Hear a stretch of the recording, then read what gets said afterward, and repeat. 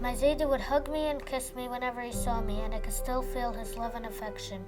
I love my Zaydi so much, and I miss him so much. My association with yeshiva goes back many years. My grandchildren are presently Talmidim in the elementary school. The obligation of educating our children falls on every individual. All children are precious. My earliest memory of my father was when I was about 4.5 years old. The shul that we davened in, it was a big thing for the kids to get up and sing Anam Zmiros. And I think I was the youngest that ever did it. In honor of that, my father threw a kiddush that at that time Flatbush had never seen in the house. And I just remember the joy, the pride that he and my mother had at their little 4.5-year-old's accomplishment. First thing that comes to my mind when I think about my grandfather is his desire to make others happy. When we were in shul and he already was in a wheelchair at that time, but he knew that there was another older person there who had just walked a long way to shul and he was very tired. So my grandfather asked me to bring him a cup of water. He cared for a lot of people and understood people. He was part of the pillar of Gemilas Chesed that keeps up the world. And of course, when a person like that leaves us, the pillow becomes a little weaker because it doesn't have that kayach that it had. My father had a very difficult childhood. His father died when he was less than 7 years old. He was the oldest of 4 children, and it was before the war, but after the Depression. Growing up in America at that time was a difficult thing, and he, together with his mother, Shalom, my grandmother, worked through the most difficult times and never gave up and always remembered where he came from. When we were in RJJ during the same Tekufa, about 60 years ago, Aurthor was really very serious. He studied, he harved on it, and he had a smicha that was a real smicha. Every Friday night he would go into the living room. He'd have a pile of Svarim, Chumash, Gemara, a Mishnah Brura, a Shulchan Aruch, one after the other. Learned them. That was very, very important to him, that he would keep up with his learning even after such an exhausting week. It was never about business, it was always about what can I do to help you. And that's an amazing character trait that Aurthor and Dorothy passed on to their children.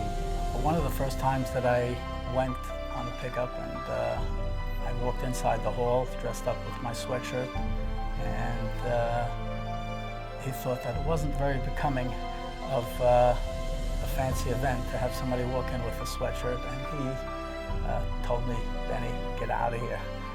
And I felt, oh boy, what I messed up. And all of a sudden, Michael came over to me and Michael said, "Benny, he might be angry at you now, but within 5 minutes, he will treat you like his son." And sure enough, I became his son. Aurthor was just full of heart. He was just full of heart. Wherever he could help me, however he could help families who needed, he was always available, like a father would really treat his son.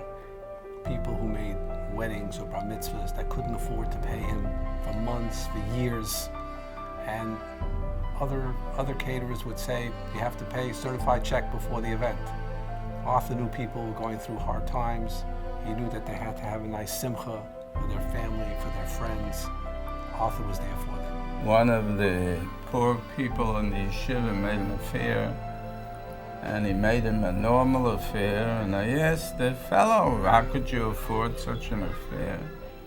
So he said, oh, he gave it to me for this and this amount of money. Half the price, whatever it was. So later on, so I went over to Aurthor and I gave him the Yashikeach for what he did.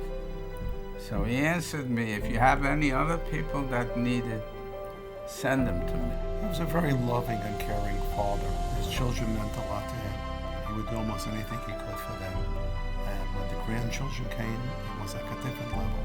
Real Zaidi. He was always there to make people feel good. He would do whatever he could to make that situation the best for them. An orphan girl asked that we not make her a wedding of a yesoma.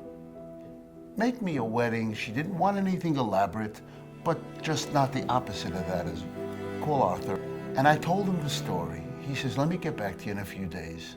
He got back to me. He says, I booked the Excelsior in Staten Island, which is a luxurious place.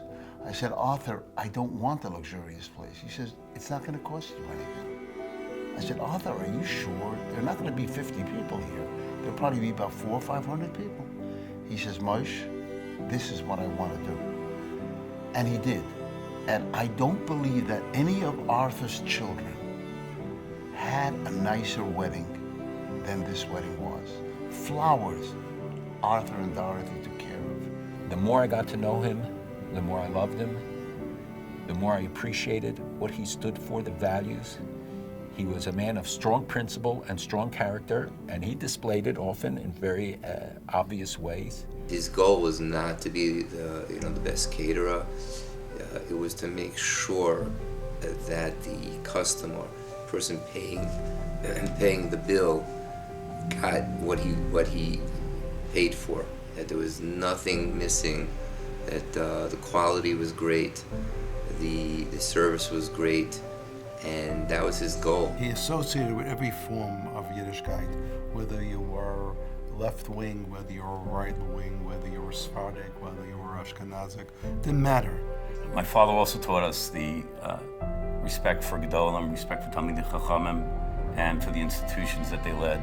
Not only was he very active in many of these institutions, in Torah Masorah, in Chaim Blin, in Beis Medrash Gavoa, Panovich Yeshiva, he respected those that were at the helm of the yeshiva, the Rosh Yeshivas, in a way that was very inspiring. Many times, my father would stop work if a Rosh Yeshiva was there to make sure the Rosh Yeshiva was comfortable. He deeply felt the causes of Klal Yisrael, whether it was Eretz Yisrael, the need of the poor here, political issues that he would call me about, and he always had a strong opinion, and usually he was right. And towards the end of his life, when he had trouble walking, so he would drag his feet 45 minutes to shul on a walk which normally took only 5 minutes. And this lesson, which my grandfather taught by example, which will remain with me the rest of my life. My father very much appreciated the work of the Cheder, how the Cheder had evolved from a small yeshiva to a major yeshiva in Klal Yisrael. He was very, very proud of my sister Linda, who runs the special education program and is very much a part of the fabric of the Cheder.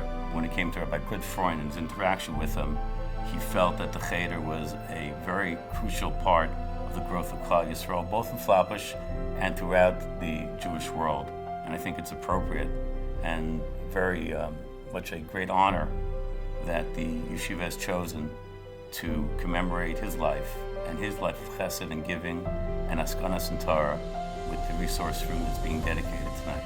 He cared deeply about his family. He loved them. He stood by them.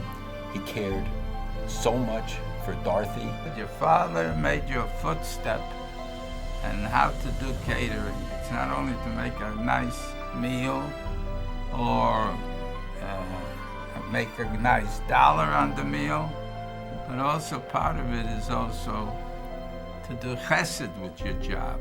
On behalf of literally thousands of people who the schicks have helped, who the schicks have fed, all these people would not be able to have eaten with dignity. They would not have been able to make simchas without what the schicks have given to them. I guess the most important thing for the family to recognize in memorializing and remembering Aurthor was his heart, which of course translated into chesed, and B, his standards of integrity. He was just second to none in both of those. It's been a very difficult year this year. We really miss him and his presence and his wisdom. Hashem should give the kayach to my mother-in-law. She should live and be well, may have asked him to keep the family going. My parents worked together their entire married life. My mother, Yibodel Chaim Tovim, was a crucial part of everything that he did. And now, as he would want, and of course she does, she continues that legacy. And tonight is just another tribute to all the accomplishments that they had in their lifetime and what my mother, Metz Hashem, will continue to do in Me'ah B'Asrim Shana. And as such, I feel proud and privileged that our family is dedicating the Resource Center for Educational Enrichment